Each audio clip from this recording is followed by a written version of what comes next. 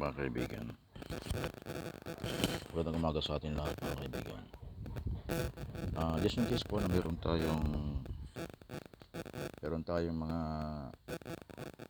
B-belt, yung CVT engine natin mga kaibigan. Meron tayong tinatawag na periodic change of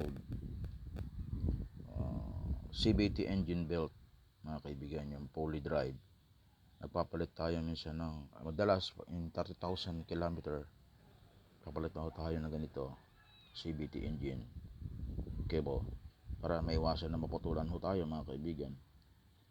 Pero suggestion lang, ang bibilhin nyo palagi yung mga, kung hindi nyo man yung kaya, okay naman yung mga replacement muna, pero wag kayong pumayag na hindi kayo makabili ng original mga kaibigan. Original, iba ho talaga yung original mga kaibigan, matibay, medyo mahal nga lang pero maaasahan nyo, hindi kayo iiwanan sa daan mga kaibigan. Ngayon mga kaibigan, ito rin ay pwedeng gawing pagkaluma na, huwag nyo tatapon kasi pwede nyo itong gawing bisagra sa inyong mga cabinet, handle sa inyong mga kutsilyong nasira, pwede nyo itong gawing handle mga kaibigan. Ang kakailangan nyo lang ay ganito, maliit lang na pantahi ng sapatos na sinulid, pwede nyo nang gawing tightening nito. Tulad nito, power bank, 100,000 mAh po ang power bank ko. So ito ay mabigat, Tilex. So ginawa ko ng diskarte na pag nilagay ko sa bag, hindi siya malikot. Mali po. Hindi ito malikot pag nasa bag dahil nakatukod sa magkabila ang dulo ng bag itong belt na to, pinaka-handle. And then kapag sometimes sa labas ako, dito ko sinasabi sa siko ko to, habang ginagamit ko yung aking laptop, nakahang to sa siko. Yan. And then sa baba nandun yung terminal. Bakit ganito ang setup? Kasi ang power bank kapag nakabitin na ganyan, ang dumi po ay hindi sasalo papasok doon sa terminal. Lalo na pag umaambon-ambon. So ang the best talaga na location kapag tayo ay gumagamit ng power bank, nakabitin ho dapat, nakataas. Yan, nakabitin kapag ginagamit natin para yung mga moist, yung mga tubig-tubig dyan na pumapatak, pabagsak, hindi papasok ko sa loob. Ngayon, kailangan natin ilampas to dahil baka minsan maumpog, nandyan ho yung mga terminal nakasaksak, pero yan. So pag yan, meron stopper, okay. Tapos sa terminal ay pinapasok ko yung aking cable dyan sa mga lastiko na yan, sa mga goma na yan, para meron siyang kahit pa paano gripping na hindi po ito matanggal basta-basta o umalis sa pagkakatabi niya dyan sa stopper na yan. Durable po itong stopper na to, belt po yan. Siyempre magandang klase, siyempre high quality material ho kasi ang ginagamit ng mga company para mabuo ang isang belt poly drive belt mga kaibigan ng ating mga CVT. Isipin nyo, napakainit po sa loob ng makina at sa 30,000 kilometers umiikot po yan, mapakainit. Ganyan ka high quality ang bagay na to, kaya wag nyo basta ito natapon ito mga kaibigan. Sayang ho, napakarami hong gamit itong material na to, made of high quality materials mga kaibigan. Tulad nito mga kaibigan, ito ay alam niyo na kung ano to, diba mga kaibigan? Lagaring bakal ho ito. Maraming hindi nakakaalam, ang mga technician lang siguro nakakaalam nito, na ang lagaring bakal nagagamit ho yan maski wala yung housing. Kapag may housing, ang ginagamit natin patulak. Pag tayo naglalagari, patulak kasi ang ngipin yan patulak at pahila. Ngayon kapag wala kang handle na malaki, ang tendency nito pag naglagari ka, pahila. Okay, pag naglagari tayo, pahila, instead na patulak, pahila. Tutulak po para ibalik, pero ang pwersa mo, pahila. Yan. Kaya ito napakaraming gamit. Kaya pumutol doon. Siyempre lagaring bakal. So marami tayong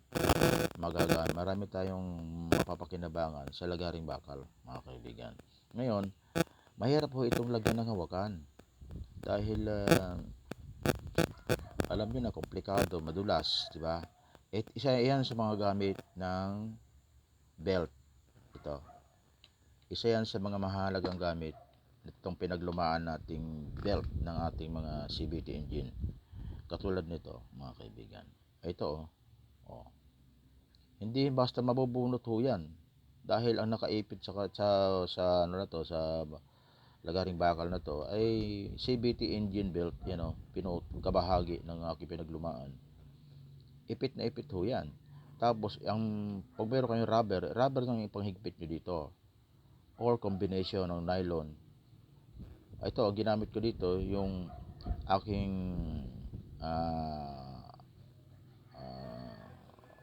microphone cord na nabinili sa Shopee. Microphone extension cord, mga kaibigan. Earphone extension cord. Ngayon, napansin ko na yung pala extension cord na yun, na luma, nasira na yung mga dulo, ay rubber. Kaya hindi ko pa rin tinapon. Dahil rubber po ito, ayan, nagamit ko as rubber, panghigpit dito. Napaka-durable po nito, mga kaibigan. Ayan. Okay? Ipit na ipit ho yan. Hindi basta humahatak yan. So kahit itudo mo ng hatak, hindi ho mabubunot yan. Dahil ang nakaipit po dito sa bagay na to ay rubber din. Rubber mismo yung gripping. Kasi alam nyo naman ho ang poly. High quality ho yan. Lalo na pag original. Huwag nyo itatapon. Napakaraming gamit. Ito ay pwede nyong gawing holder ng inyong mga cabinet. At pag ito ay ginamitan nyo na screwdrivers, pwede itong maging paanan ng inyong mga lamesa. Sapin nyo sa paanan ng inyong mga lamesa.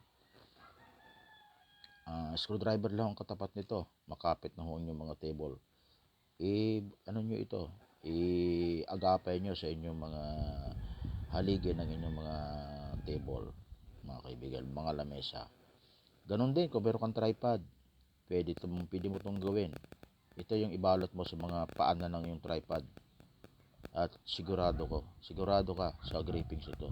Yung iba naman, ginagamit ito, hindi ko alam kung paano, pero nabalitaan ko, may gumagamit nito, ginagamit na brick, ginagamit na ng kanilang mga bisikleta, ginagamit itong brake pad ng kanilang mga bike, itong bagay na to. High quality material ho kasi ito, kaya sayang naman kung itatapon nyo basta-basta. Tago nyo lang kasi pwedeng hingin ito ng kapitbahay nyo or anybody na mayroong mga project sa kanilang mga tahanan, mga kaibigan. Napakagandang gripping ho nito. At ito, katulad nung nakita natin sa YouTube, ginamitan ho ito ng 21 close range. Ginamitan to ng 21 close range, nalimutan ko na lang. At kapag meron ka nito, pinaglumaan mo ng ganito, pwede mo itong gawing pangkontra sa pambukas ng garapon o pangontra, alam mo yun, yung ating, kung wala kayong tools, tulad nito sa akin, meron akong tools na ginagamit pag nabukas ako ng CD stick nito. Kumita ko sa inyo. Meron pa ako nito. Okay. Yan. Pinili ko sa Shopee. Mura lang naman to. Pero kung sakali mawalan kayo nito, wala man kayo nito, ipasok nyo lang sa 21 close range na tools. Yang CVT belt niyo na luma. At magagamit nyo na ho yan pag-kontra para maikot nyo yung inyong pulley drive, mga kaibigan, o pag-kontra habang kung wala kayong impact range, gamit ho yan.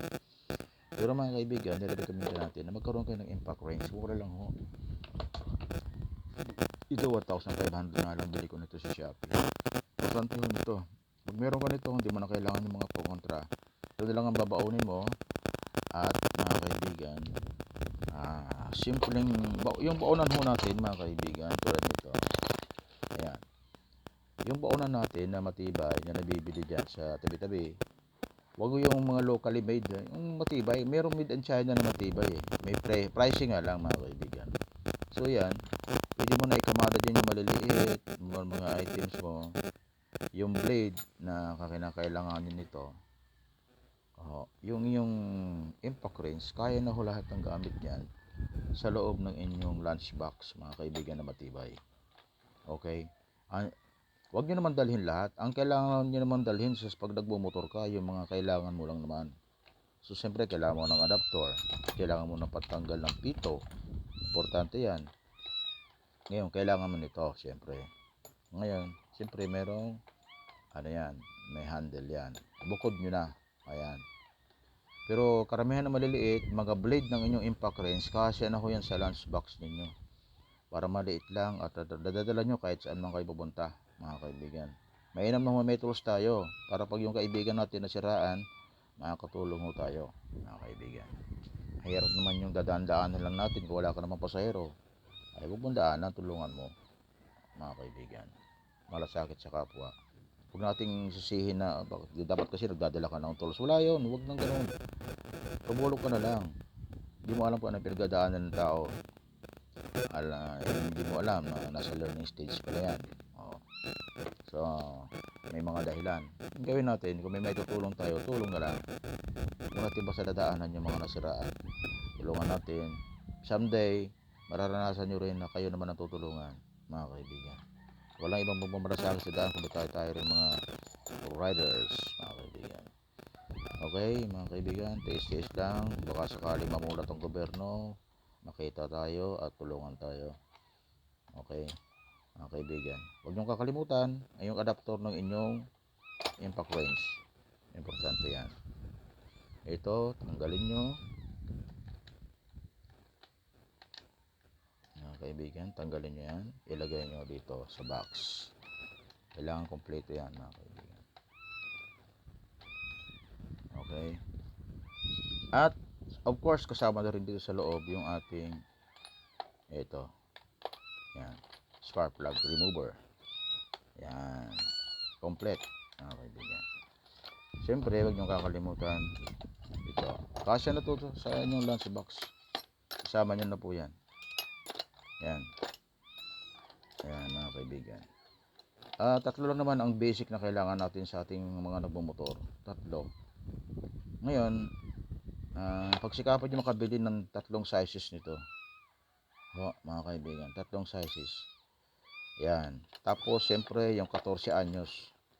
Ibig sabihin, yung 14 na size ng ating panghigpit ng ating mga side mirrors. Huwag nyo kakalimutan yan sa ating mga pagra-rides. Dahil, importante yan, mga kaibigan, sa ating mga side mirrors. Mga kaibigan, maraming salamat. Ito lang po muna ang ating content.